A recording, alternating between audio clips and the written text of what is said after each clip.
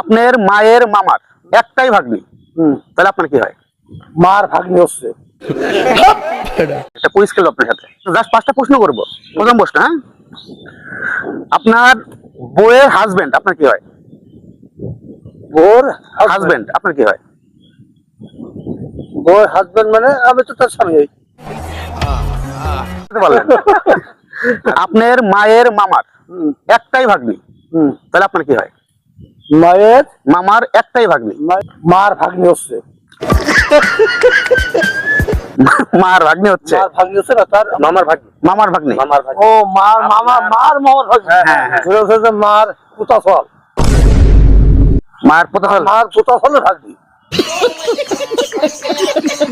ভাই গরু আছে তো? হ্যাঁ, আচ্ছা, গরুর ইংরেজি কি? গভর্নমেন্ট করছে কি এটা, তাই তো? মেয়েরা যদি ঘরের পরি হয় তাহলে ছেলেরা ঘরের কি?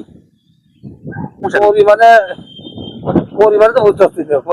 भाई मारो मुझे मारो। মেয়ে জামাই আছে না?